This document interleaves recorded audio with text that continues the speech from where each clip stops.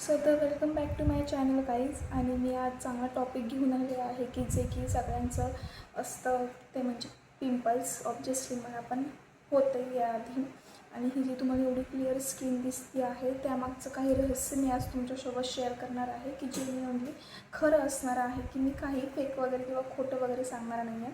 यूट्यूबवरती असे बरेचसेच रिसर्च केल्यावरती आपल्याला खूप काही ऐकायला भेटतं, पण तसं मी काही न सांगता तुम्हाला एकदम सोप्या काही टिप्स आहेत त्या मी तुम्हाला आज तुमच्यासोबत शेअर करणार आहे. तर चला आपण व्हिडिओला सुरुवात करूयात.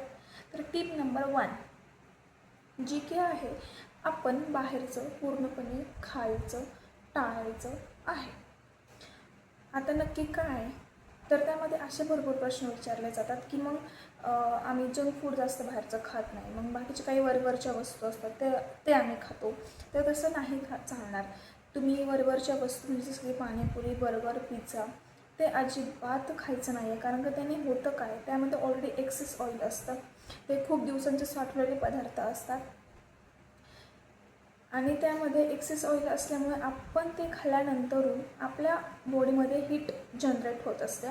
त्या हीटमुळे आपल्याला ते पिंपल्स आपल्या फेसवरती दिसत असतात. तर आपल्याला ह्या बाहेरच्या गोष्टी पूर्णपणे टाळायच्या आहे. बाहेरच्या टाळल्या पण घरामध्ये आपण चहा खूप पित असतो. आजकालचे जनरेशन आहे, लहान मुली वगैरे आहेत, त्या पण बऱ्याचशा चहा वगैरे पित असतात. तर ते पूर्णपणे टाळायचं आहे आपल्याला. चहा वगैरे घ्यायचं नाही आहे, कॉफी वगैरे घ्यायची नाही आहे. जे काही कॅफिनयुक्त पदार्थ आहेत ते पूर्णपणे टाळायचे आहेत. मी सुद्धा टाळले होते. 1 महिना केलं आहे मी तसं, आणि 15 दिवस ऑब्वियसली स्टार्टिंगला त्रास होतो, पण नंतर आपोआप सवय होऊन जाते या गोष्टींची, की काही आपल्याला फरक नाही पडत त्या गोष्टीने. त्यानंतर आता मी तुम्हाला काही टिप्स सांगणार आहे महत्त्वाच्या. तर तुम्हाला मी सांगितलं की जास्त बाहेरचे तळलेले पदार्थ खायचे नाही आहेत, ऑइली पदार्थ खायचे नाही आहेत, जंक फूडसुद्धा खायचे नाही आहेत, आणि प्लस साखरसुद्धा खायची नाही आहे. आपण काही एक्सेस डेअरी पदार्थ असतात ते सुद्धा खायचे नाही आहेत, जसं की आपली बर्फी आली, काजू कतली वगैरे आली, की जे काही बाहेरचे स्वीट्स आपण आणतो घरामध्ये ते सुद्धा अवॉइड करायचं आहे आपल्याला पूर्णपणे. ते सुद्धा आपल्याला खायचं नाही आहे. आता मी तुम्हाला काही अशा गोष्टी सांगते की ज्या ॲक्ने आपण होतात, की कशामुळं होतात ॲक्ने वगैरे, आणि ॲक्नेचे किती प्रकार आहेत ना ते सुद्धा मी तुम्हाला सांगते. तर फर्स्ट आहे तो आहे मध्यम ते तीव्र प्रकाराचा ॲक्ने असतो तो. त्यामध्ये पहिला आहे पॅल्युलियस.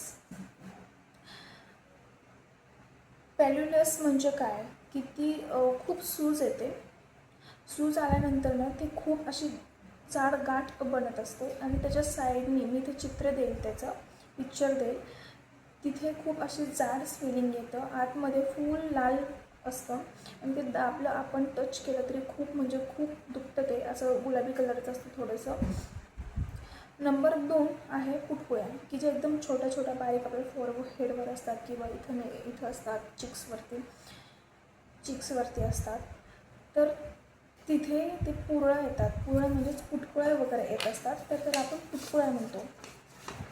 त्या पुटकुळ्या म्हणजे काय, त्या एकदम लाल असतात, त्यांचा कलर लाल असतो, दाहयक असतात व्रण त्याचे, आणि पांढरा किंवा पिवळा कलरचा असतो, आणि त्याच्या आतमध्ये ना पूप साचलेला असतो. आपण त्याला फोडलं किंवा ते फुटला गेलं ना कधी, तर त्यातून ना असं पस टाईप बाहेर येत असतं. तर तो नंबर 2 प्रकाराचा ॲक्ने झाला. आणि नंबर 3 प्रकाराची म्हणजे गाठ, ती इथे येते आणि पूर्ण एवढ्या भागाला स्वेल करत असते. ती एवढी जरी दाबली ना तरी आतपर्यंत खोलपर्यंत आपल्याला तिच्या वेदना जाणवत असतात. अशा 3 प्रकारचे टाईप्सचे ॲक्ने आहेत, जे की तुम्हाला पण येत असतील, ते मला आलेले आहेत. आणि त्यानंतरून मी बाहेरचं वगैरे खाणं पूर्णपणे टाळलेलं होतं, की त्यामुळे नंतर मला ही अशी स्किन वगैरे भेटलेली आहे.